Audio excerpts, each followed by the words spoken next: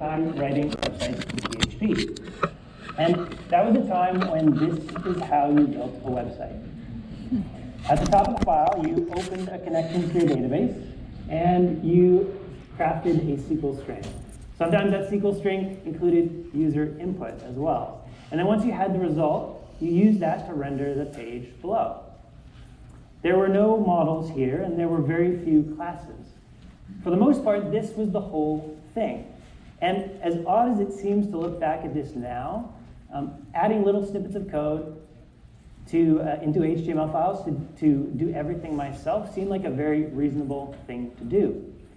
It was all up on the screen in front of me, so when I became stuck, it was often easy to find my way out of it. But obviously, we know now working like this can be limiting.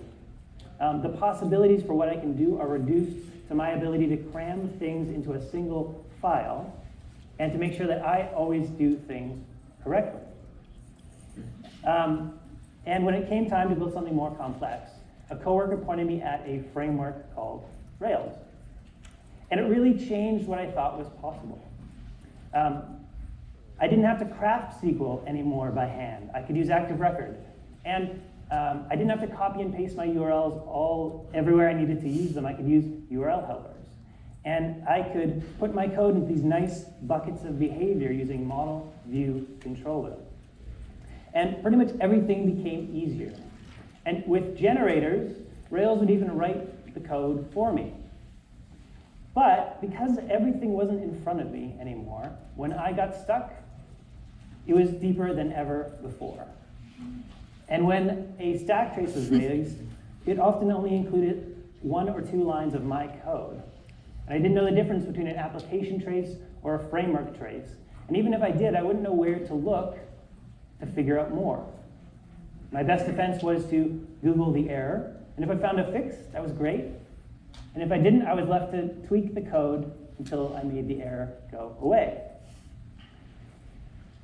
Now, every day as developers, you're faced with problems.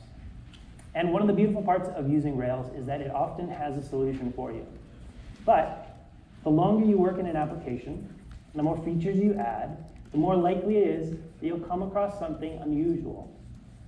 No one on your team has seen it before, and you can't find any mention of it in the Rails docs or the guides. And it puts you back here.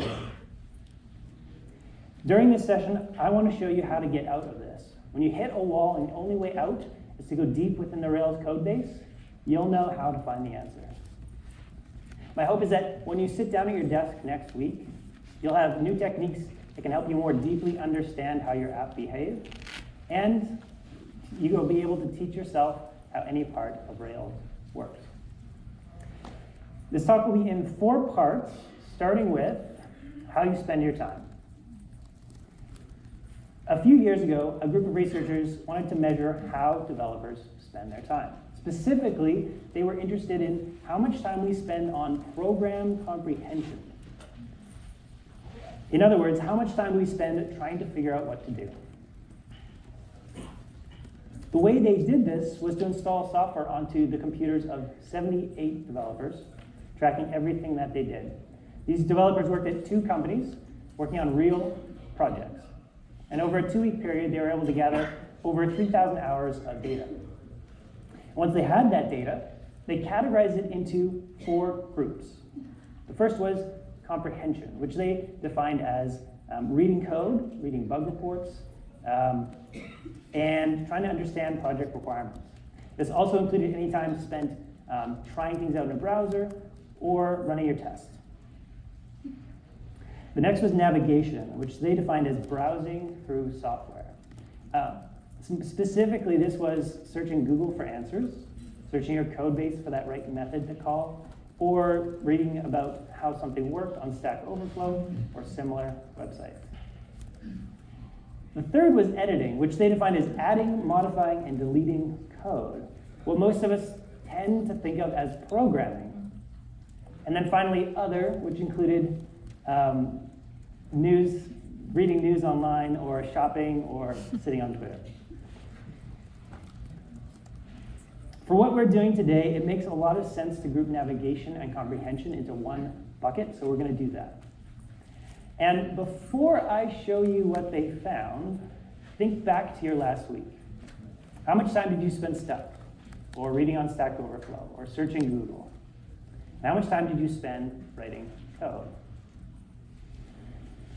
So here's what they found. On average, a developer spent 82% of their time on program comprehension and navigation, and only 5% of their time on editing.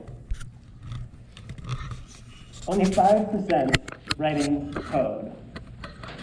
Now, there's no question that we need to understand what our code does. That time in comprehension and navigation is not wasted. But when I look at this, I can't help but think the less time I have to spend here, the more time I can spend here writing code and providing value.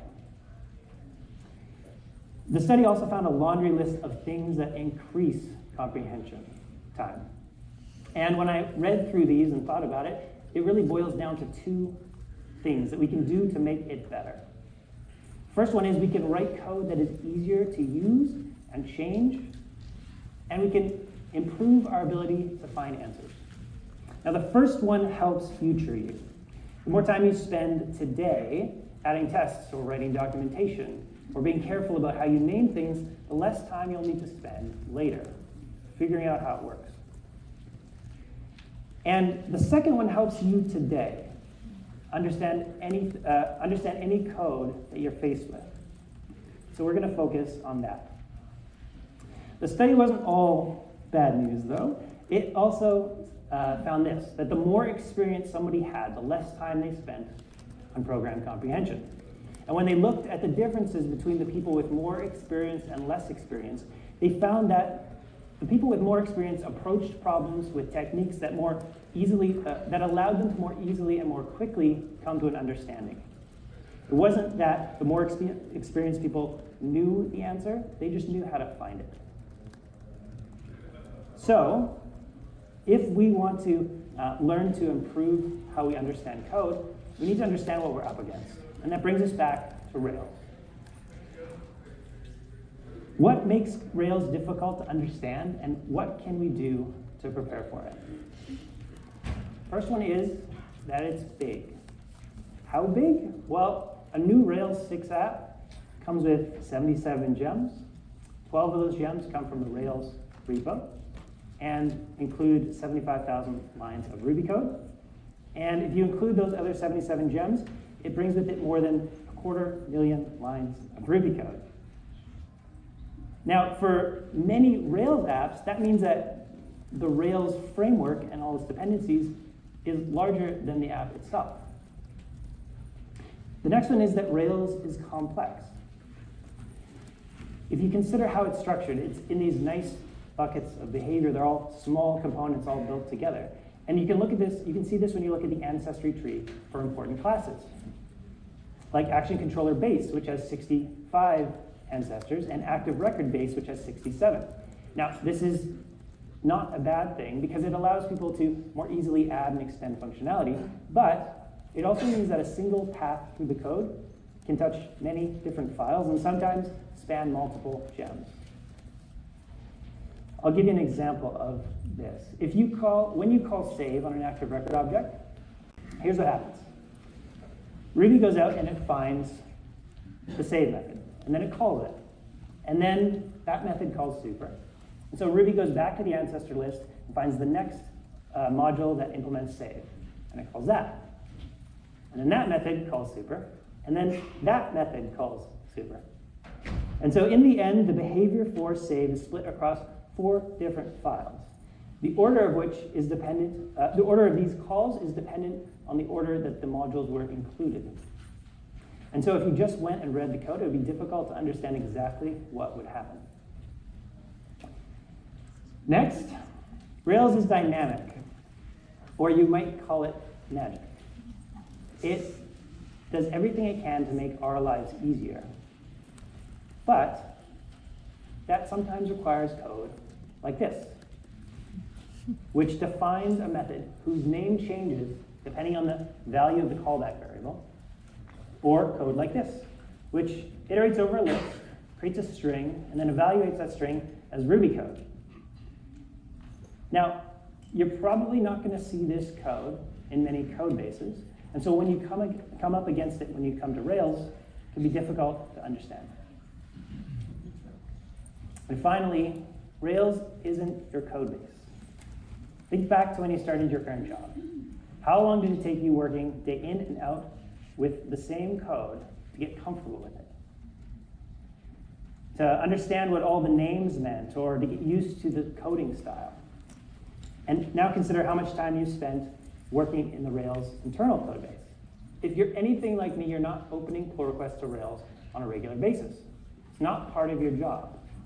And that means because we're not living in that code base on a regular basis, it means that we don't gain an understanding of that code base for free just because we're building Rails apps at work.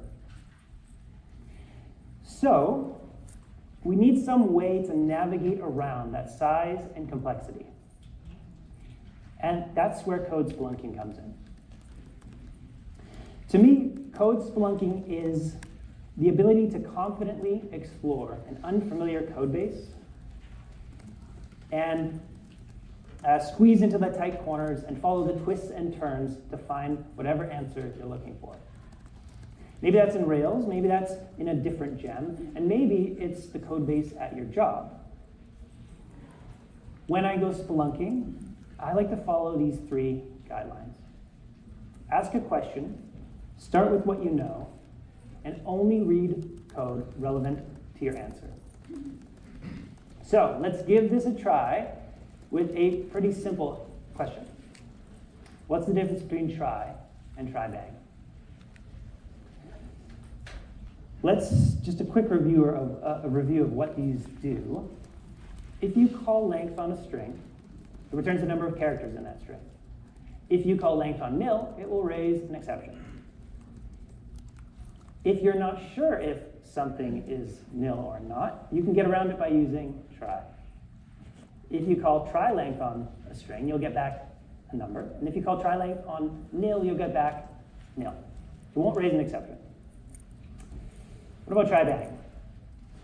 Well, it looks pretty similar. Try bang includes returns a number, and try bang on nil returns nil.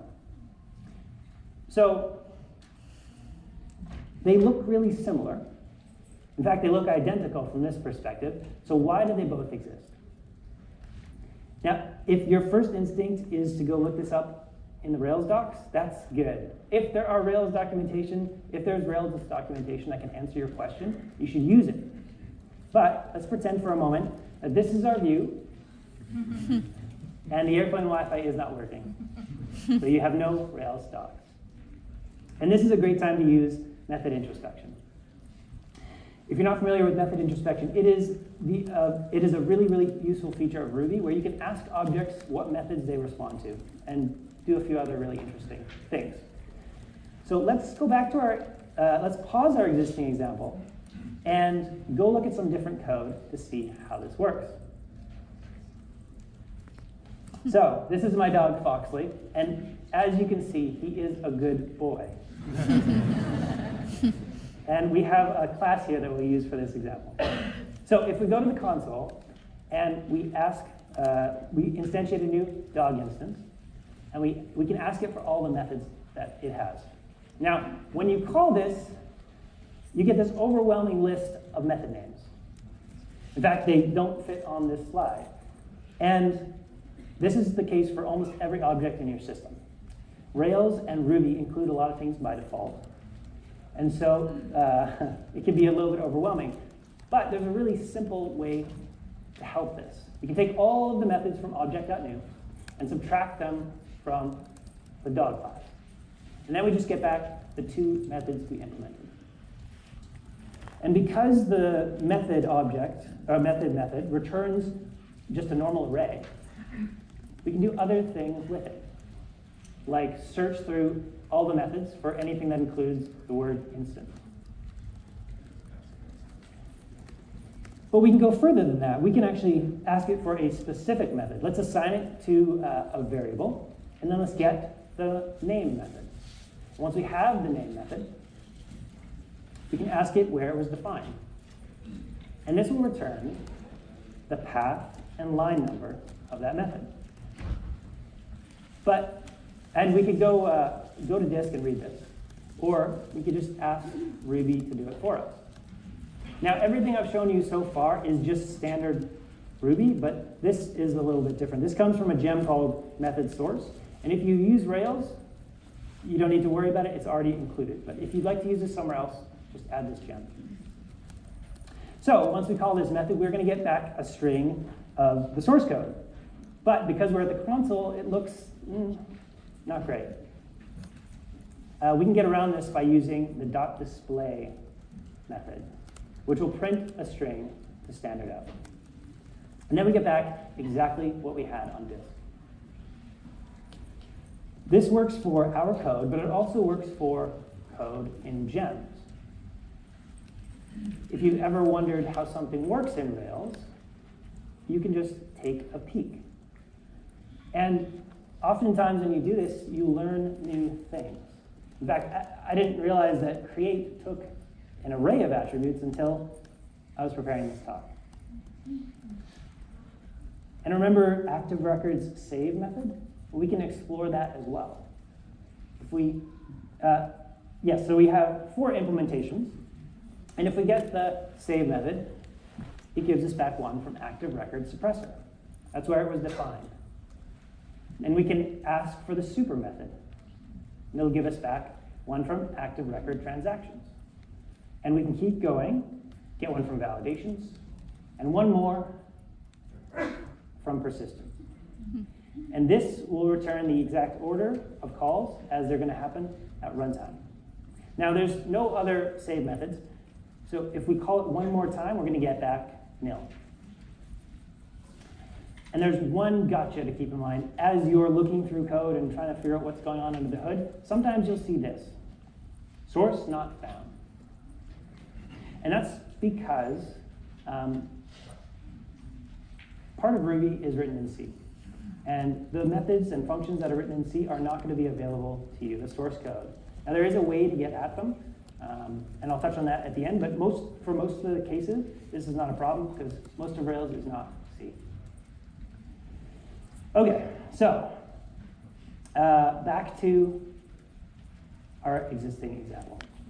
So what's the difference between try and try bang? Well, let's get the source for try, zoom in on it, but before we read ahead, remember the third rule. Only read relevant code. Let's start at the first line and try to get rid of any code that we don't care about. So method name nil and block given. But when we called it, we gave a method name and we didn't give a block. So this is false, which means this code we don't care about. So get rid of it. What we're left with is something pretty simple. If respond to method, public send method. Okay, easy enough. What about try on nil? Take a closer look. Not all of Rails is complicated. Anything we give it, it will return nil. Okay, what about try bang? Do the same thing, get the source code, take a closer look, only read what's relevant. This is still false, and we don't care about this code. What we're left with is something pretty similar. We can pull the two up side by side, and now we can see one important difference between the two. Try bang always calls the method. So if we go back to the console and we send a method name that the string doesn't know about, try will return nil, and try bang will raise an error. Okay, so I think we have our answer now. Oh, sorry, actually one more thing. Let's go figure out try bang on nil. And hey, looks pretty similar. They're both exactly the same. So I think we now have our answer. What's the difference between try and try bang? Well, for nil, they're the same. For everything else, try bang is more strict. So actually, let's just review for quickly what we did there. We asked a question. We looked at a couple methods we knew about. In fact, they were right in the question name, word there. And then we skimmed about 20 lines of code and read another 6 to get our answer. But that is for a really simple question that we could have probably answered from the Rails docs. So can we use this for something that's more interesting? Imagine yourself back at work next week. Your manager comes over and says, we need a way to keep track of which request enqueued a job. You see, lately we've been having a lot of failed jobs in the background, but we are unable to figure out where they came from, what user triggered it, and what request was being made at the time. So we'd really like to be able to print out the request ID when the job failed. Can you figure out a way to add that? Your active job knowledge so far has been that you call perform later, magic happens, and then your job is running in the background. But it couldn't hurt to look at the code. So let's do that. Here's what we're starting with in this code base. We have an application controller with a before filter, a before action rather, and it takes the request ID and assigns it to current.request ID. Later on in the controller action, we enqueue a job. When that job runs, we want to have that request ID available to us. Some of the groundwork has already been laid. In application job, we have this request ID attribute. And in that report job that we're enqueuing, we print it out to the console just to test our behavior.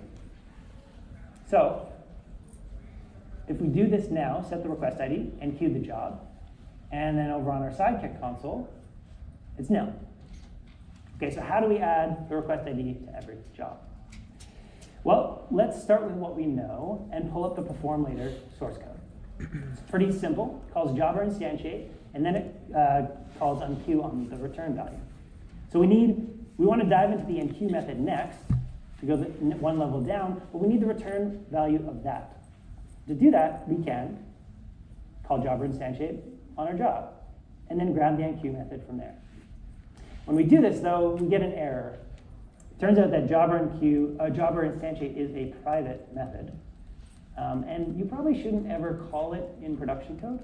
But when you're spelunking, you're allowed to bend the rules a little bit. So let's get around that by sending it, and then getting the enqueue method from there.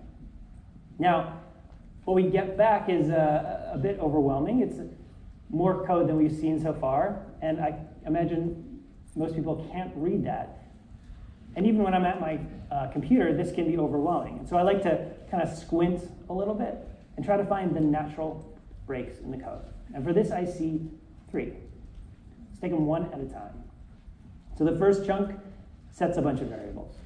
Depending on the options that are given, we assign those back to attributes on the job. Okay, well, we didn't provide any options, so you can just ignore that and look at the next one. Now, just skimming through this, I see a couple methods that seem interesting. So I'm just going to keep that and move on to the next. The last one is just a big conditional. It looks like depending on if we were successful or not, we'll return something, and if we weren't, we'll return something else. Now, we don't really care about the return value here, so we can get rid of that too. What we're left with is pretty straightforward. So now let's really read and try to understand. We run some callbacks, and then depending on the value of schedule that, we'll branch. Since we're not scheduling anything here, we can ignore that too. And what we're left with is a single line of code that calls out to queueadapter.enqueue. So let's follow that. We can call queueadapter on our job, and we can grab the enqueue source code. And here we see something interesting. We're pushing a job into Sidekick, and as part of that, we call job.serialize. Let's poke into job.serialize next by getting a new job, getting the serialize method, and taking a look at what it does. And it's just one big hash, literally. It's made up of attributes on the job and global values. Now, it would be really nice if we could somehow sneak our request ID in there. And because this is an instance method on the job, we can do that pretty easily inside of application job. Add serialize, it's called super, and then let's merge our value into that hash. Let's see if that worked by setting the request ID, getting a new job, calling serialize, and then grabbing the request ID. And it's set, so are we done? Did we add it? give it a try by setting the request ID and queuing the job, and then checking in Sidekick. Still no. So we're missing something here. Something active job is doing we haven't found yet. But we've kind of come to the end of our path. We've gone all the way till we're pushing the job into Sidekick. So let's just review what we've done so far. We've looked at report job.perform later. Then we called jobber instantiate, and then followed that down to enqueue. That led us to queueadapter.enqueue, which told us about job.serialize, which we were able to extend, and then Sidekick client.push.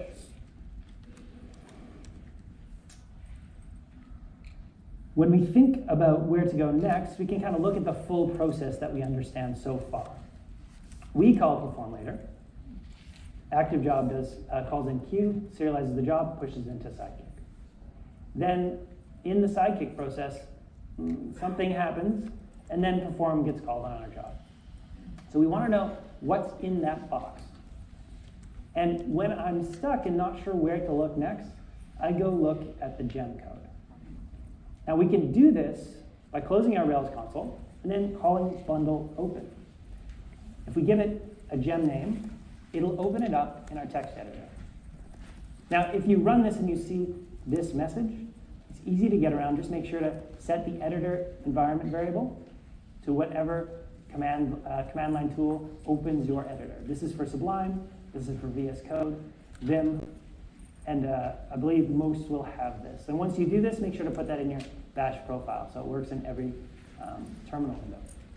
Once you do that, we can open up ActiveJob.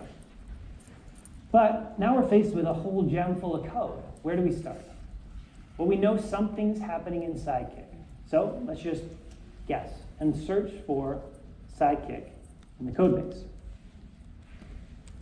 We get one piece of code that mentions Sidekick. It's the queue adapter.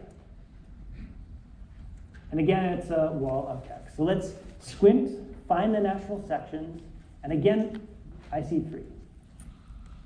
The first is the enqueue method, and we've already seen this. This is the thing that pushes the job into Sidekick. So we can ignore that as well.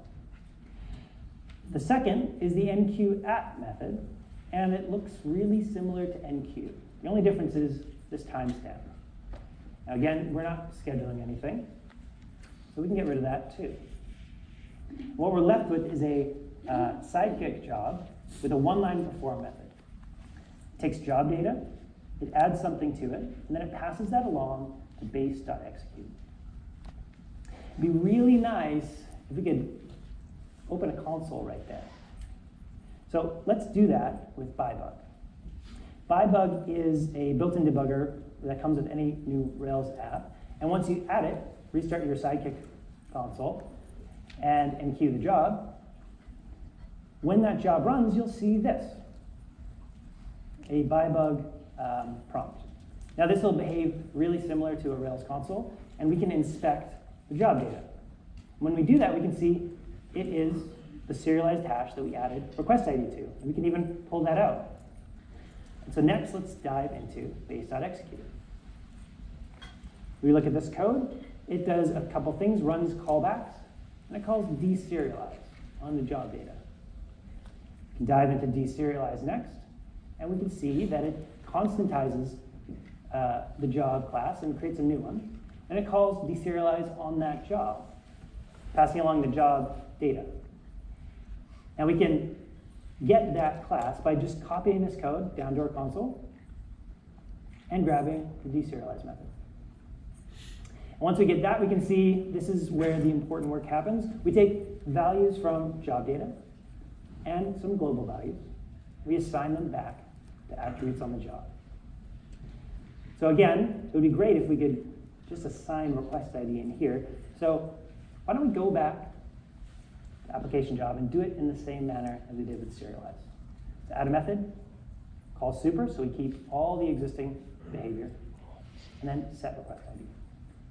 So, are we done now? Go back to the console, set request ID, call perform later. When we go back to our Sidekick console, it works. We have done it. It's only our terminal and text editor.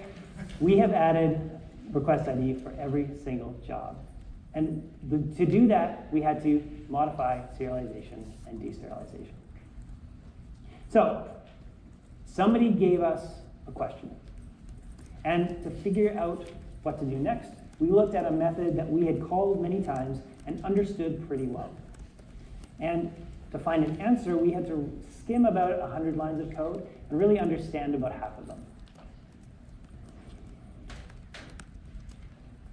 So we have come to the end of our spelunking journey. I hope you've all enjoyed your trip and you've been wonderful companions here. I hope that the techniques we've covered today have only just scratched the surface. There's so much more to these ideas, and I really encourage you to practice them on your own if you're interested in learning more.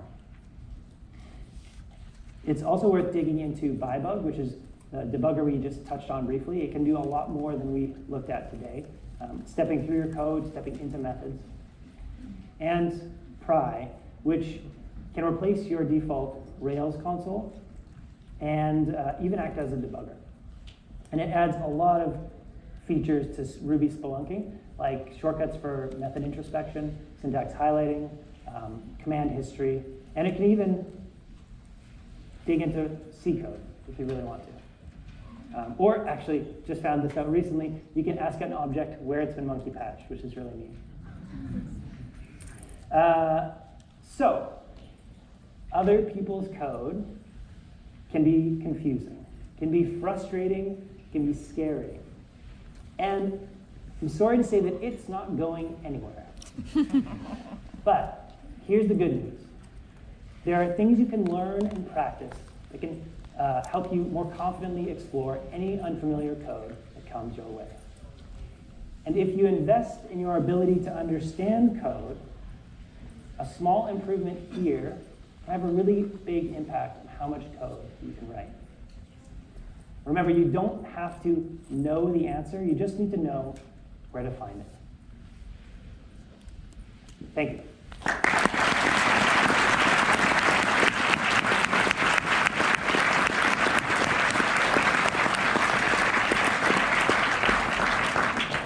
We have about 5 minutes for questions. If anyone has a question, yeah. Yes, the slides. The question was, are the slides available? I'll tweet them out after this talk. Yeah. Question over here.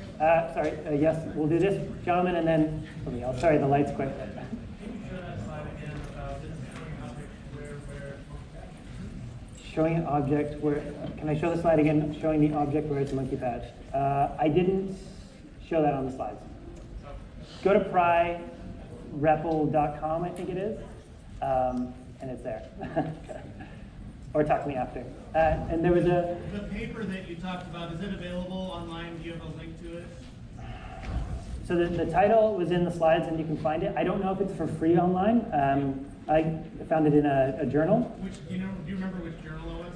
I don't recall, but I can search for you and Okay, let you thanks. know. Yeah. Anything else? Perfect. Thank you all.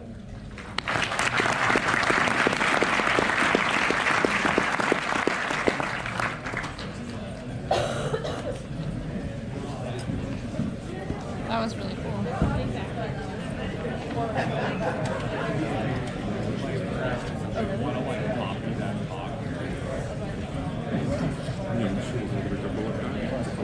What